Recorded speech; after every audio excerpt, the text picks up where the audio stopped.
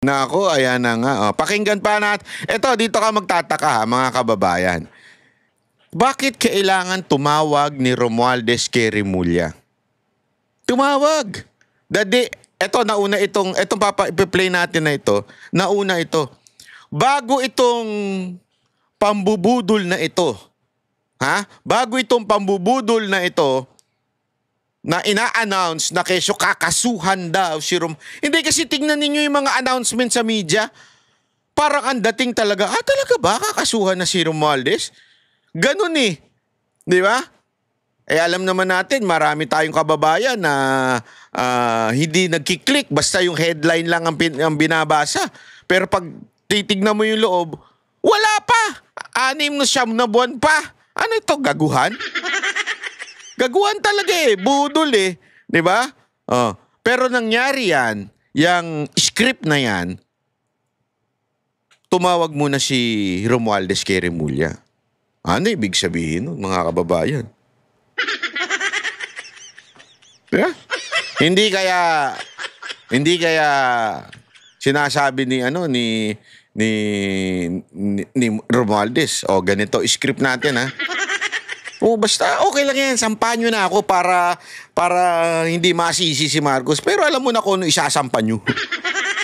Ang madaling lusutan. Hindi kasi, di ba?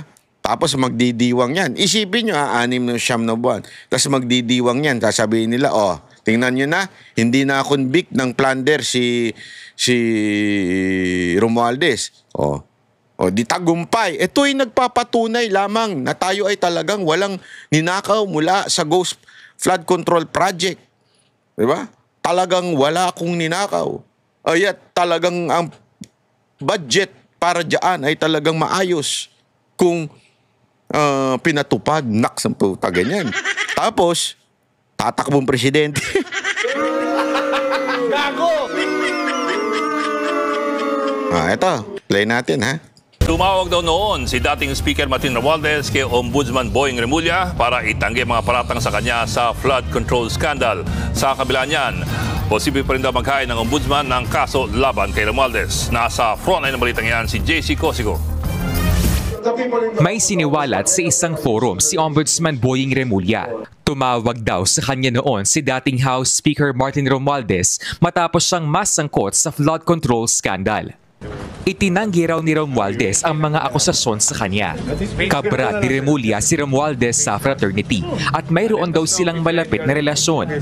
I answered this call once because we respect each other. Well, he was trying to explain his side that he had no hand in many things. But that's all I can remember. Anong sabi? Wala, just, diba? We just follow the evidence. Pagkatapos ng tawag na yan, hindi na raw muling kinausap ni Remulla si Romualdez. Gusto raw kasing tutukan ni Remulla ang issue. Matatanda ang siniwalat na security consultant ni Zaldico na si Orly Guteza na nagdala siya ng male-maletang pera mula sa kickback umano sa mga flood control projects sa bahay ni Romualdez. Kinumpirma din niya ni Ko sa kanyang video statement. Sa ngayon, patuloy pa ang investigasyon ng Ombudsman kay Romualdez. Nang matanong naman si Remulla kung kailan posibleng kasuhan si Romualdez. It will be filed within the year.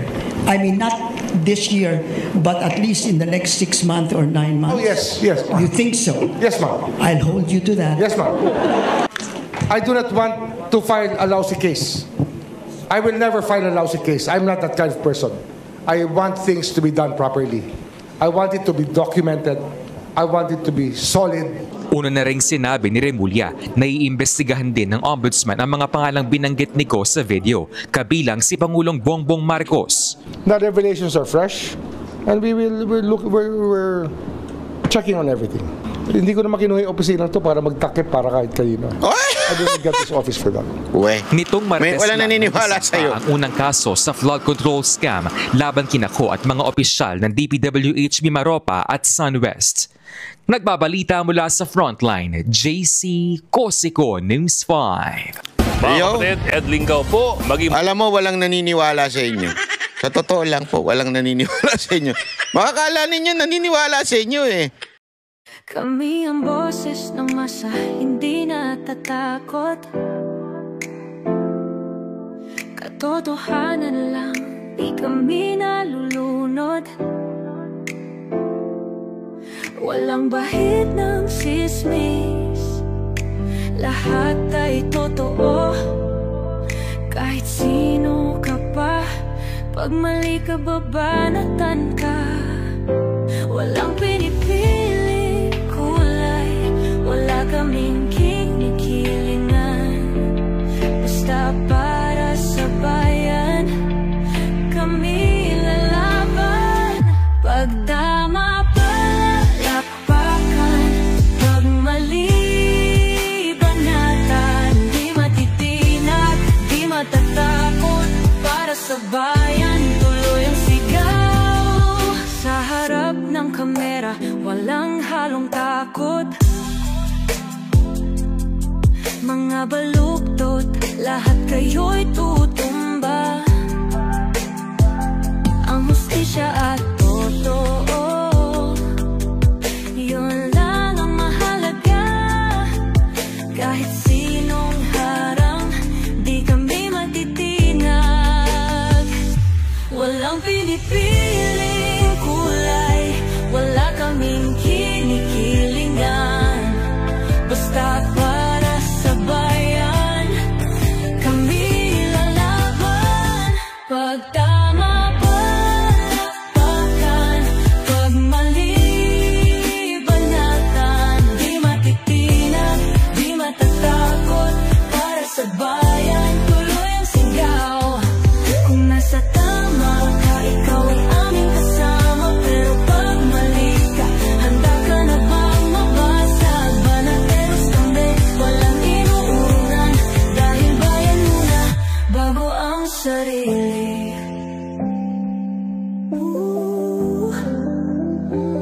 Bago ang sarili.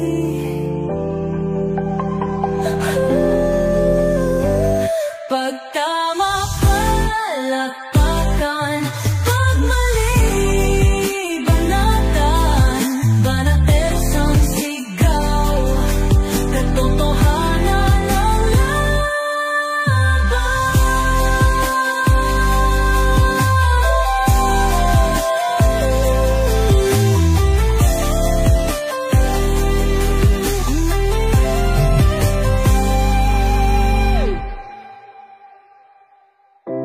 Sa harap